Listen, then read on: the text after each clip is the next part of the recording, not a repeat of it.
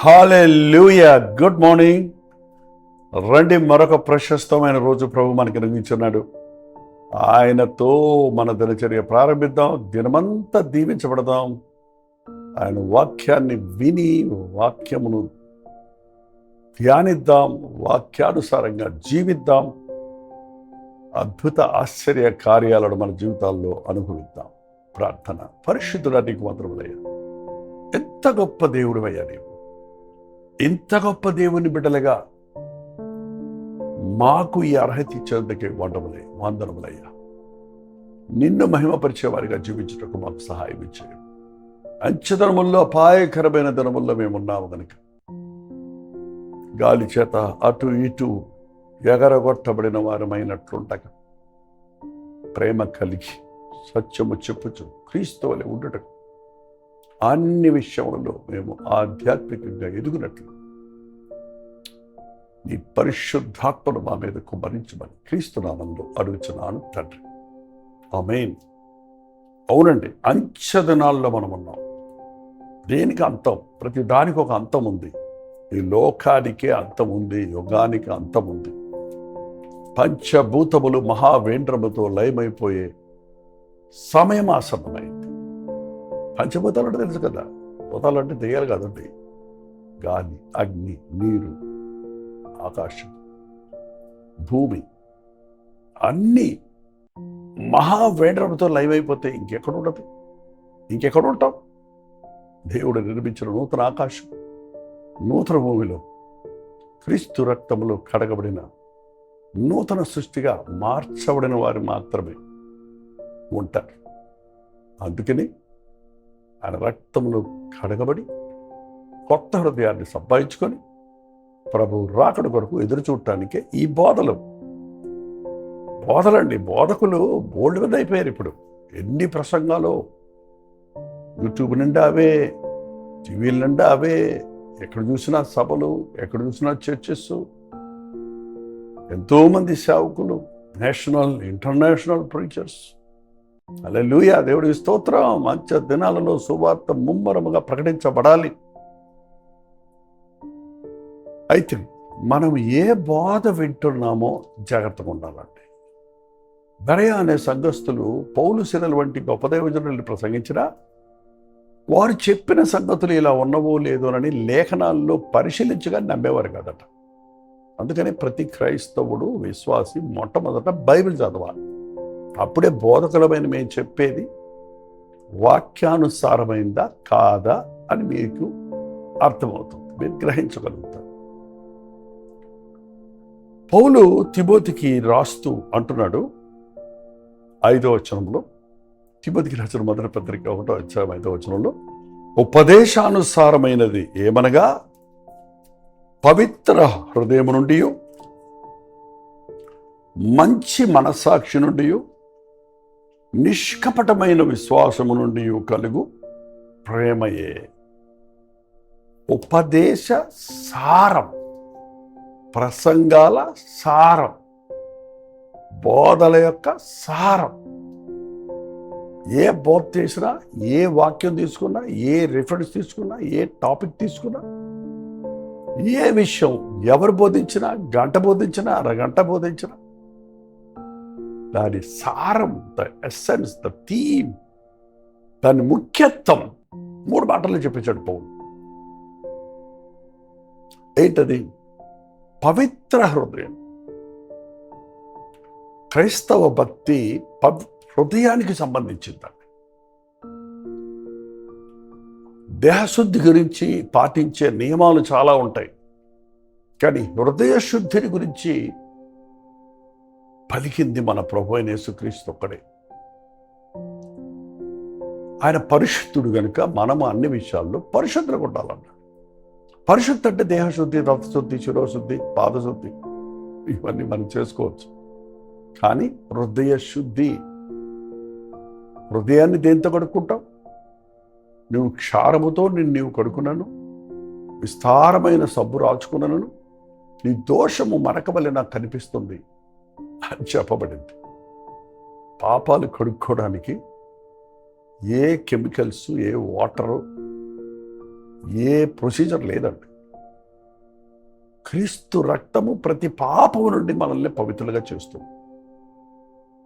నీ హృదయం పవిత్రంగా లేకపోతే, కడగబడకపోతే, హృదయంలో ఉన్న కల్మషంతో నువ్వు పైకి మాటలతో ఎంత దేవుణ్ణి ఆరాధించినా హృదయములో శుద్ధి లేకపోతే, భక్తి లేకపోతే నీ భక్తి అంగీకారమైంది కాదు, దేవుడు అంగీకరించడు. హృదయ శుద్ధిని గురించి బోధించాలి. హృదయాన్ని గురించి బైబిల్లో ఎంతగా వివరంగా చెప్పాడు ప్రభు. హృదయం అన్నిటికంటే మోసకరమైంది, అది ఘోరమైన వ్యాధి కలదు, దాన్ని గ్రహించుకునేవాడు ఎవడం. హృదయం మనుషుని ఆలోచనలన్నీ హృదయంలో చెడిపోయి ఉన్నాయి, దురాలోచనలతో ఉన్నాడు.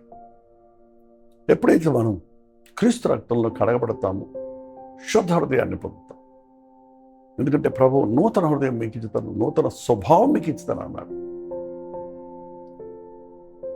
కాబట్టి ఇంకా మీరు హృదయ శుద్ధిని పొందకపోతే ప్రతిసారి వాక్యం విన్న తర్వాత ఏదో కొన్ని బయట విషయాలు మీరు సెట్ చేసుకోవటం, సరి చేసుకోవటం కాదు, కానీ హృదయాన్ని దేవునితో సరి చేసుకోవాలి. మీ అంతరంగాన్ని పరిశీలించుకోవాలి. దేవా, నన్ను పరిశోధించు, నన్ను పరీక్షించు. నీకు ఆయాసకరమైన మార్గం, నీకు బాధ పెట్టే మార్గం నా ఎదుందేమో చూడు, నీ నిత్య మార్గంలో నడిపించు అన్న ప్రార్థన మనం నేర్చుకోవాలి. దేవా, నా నోటి మాటలు, నా హృదయాలోచనలు నీకు అంగీకారంగా చేసుకో. అటువంటి ఒప్పుకోలు కలిగించని బోధ అది సరైన బోధ కాదండి. తాత్కాలిక ఉద్రేకాన్ని, తాత్కాలిక సంతోషాన్ని, తాత్కాలిక తృప్తినిచ్చేది కాదు. శాశ్వతమైన దీవెననిచ్చేది మన దేవుని మాట. పవిత్రమైన హృదయం నుండి మంచి మనస్సాక్షి. హల్లెలూయా. మనస్సాక్షి ఉందా మీకు? చాలామంది అడుగుతుంటారు, మనస్సాక్షి ఉందా? బాబా, ఇవాళ పరిస్థితులు చూస్తుంటే ఆయా వనస్తుల్ని కర్రలతో కొడుతున్న వాళ్ళని చూస్తుంటే వాళ్ళకి మనస్సాక్షి ఉందా అండి?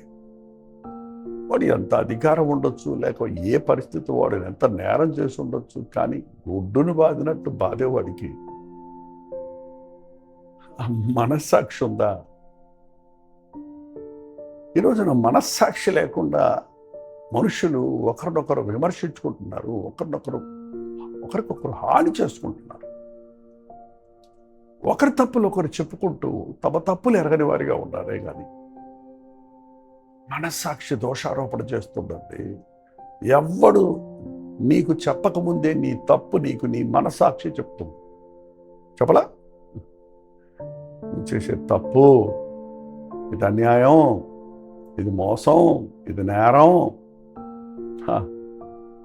అవునండి, మీ మనసు చెప్పదేమో. ఎందుకంటే కొందరి మనస్సాక్షి చచ్చిపోయింది. ఎన్నిసార్లు మనస్సాక్షి గద్దిస్తున్నా వినకపోతే అది ఇక స్లీప్ మోడ్లోకి వెళ్ళిపోతుంది. ఈరోజు కారుల్లో చూడండి, బెల్ట్ వేసుకోవాలి అనే చట్టం వచ్చింది. దానికి ఒక సిగ్నల్ కుయ్ అంటది కూర్చున్నప్పుడు, బెల్ట్ వేసుకోకపోతే. మీరు అలాగే వదిలేశారనుకోండి, అది ఎన్ని చప్పుళ్ళు చేసినా వినకుండా ఒక 5 నిమిషాలు ఎంతో అది కుయ్ అంటది. ఆ తర్వాత మేలకుండా ఉండదు, చస్తే చావు, నాకే నీ క్షేమం గురించి చెప్పారు. అలా బెల్ట్ వేసుకొని మూలాన యాక్సిడెంట్లు చచ్చిపోయిన వాళ్ళు బోల్డ్ మంది ఉన్నారు. మన మనసాక్షి కూడా మన తప్పును హెచ్చరిస్తుంది.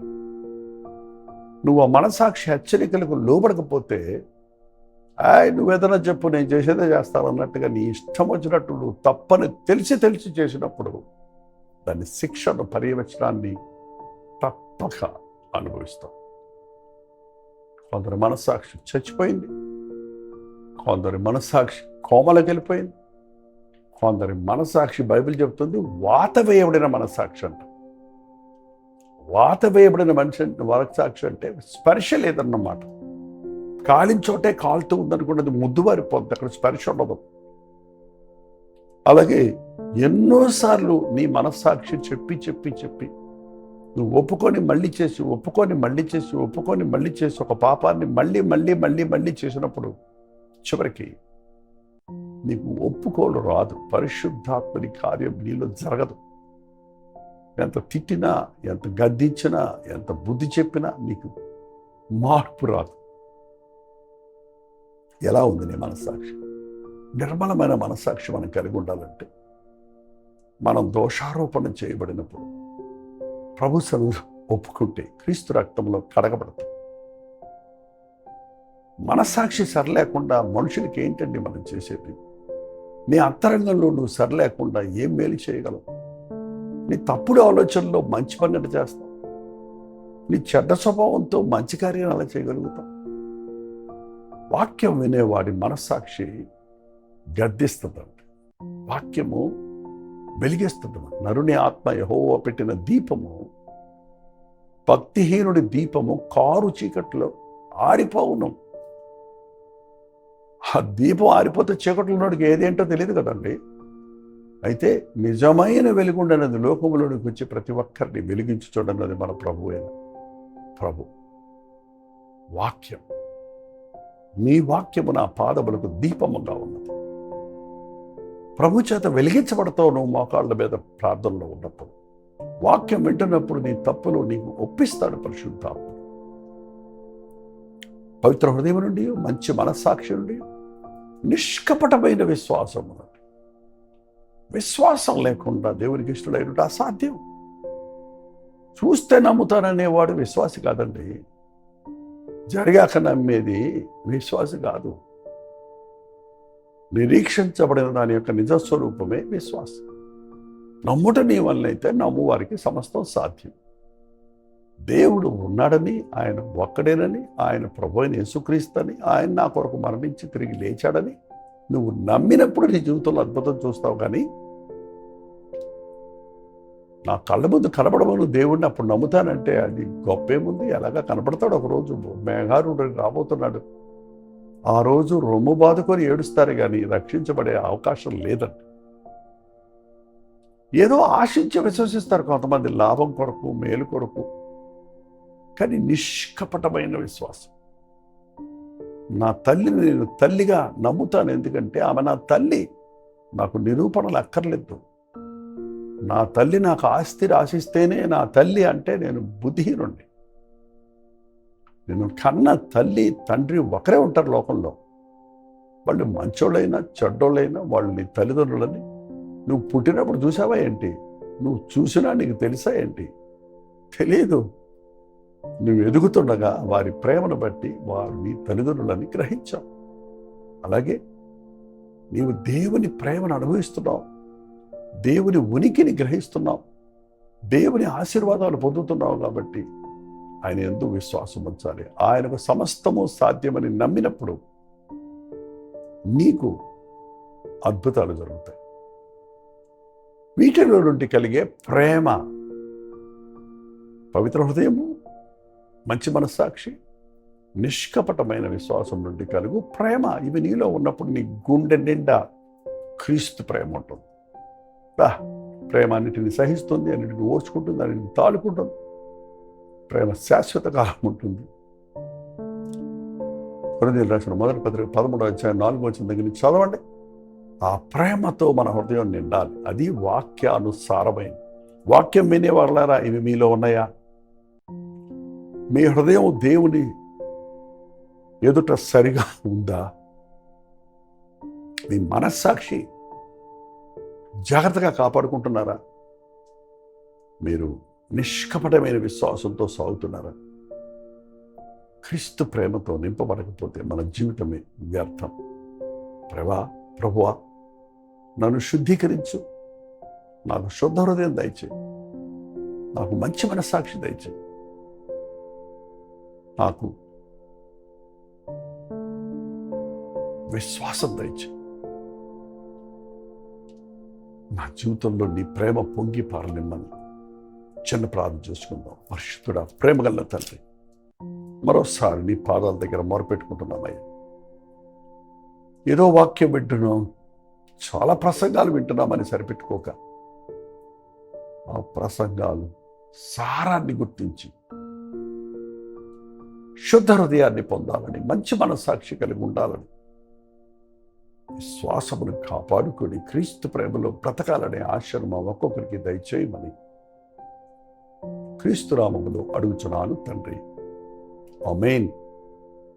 మన తండ్రి అయిన దేవుని యొక్క ప్రేమయు, కుమారుడైన క్రీస్తు యొక్క కృపయు, ఆదరణకర్త అయిన పరిశుద్ధాత్మ యొక్క సహవాసము కుడి వచ్చిన మనందరికీ ఇప్పుడున్న సదాకాలము తోడైండును గాక, ఆమేన్.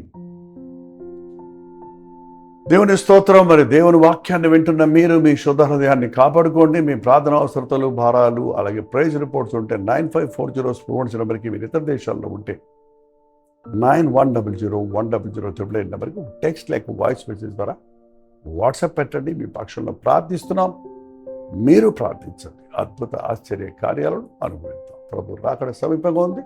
మంచి మనసాక్షిని కాపాడుకుందాం.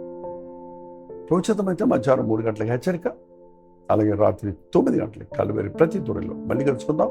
అంతవరకు దేవుని మహాకృప మీకు తోడైన గాక.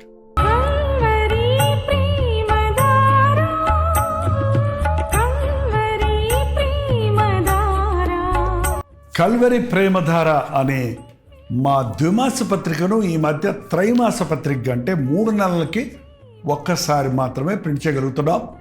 మరి గత 40 సంవత్సరాల పైబడి కొనసాగుతున్న ఈ పత్రికను ఆపు చేయటం ఇష్టం లేక దీన్ని త్రైమాస పత్రికగా మార్చున్నాం.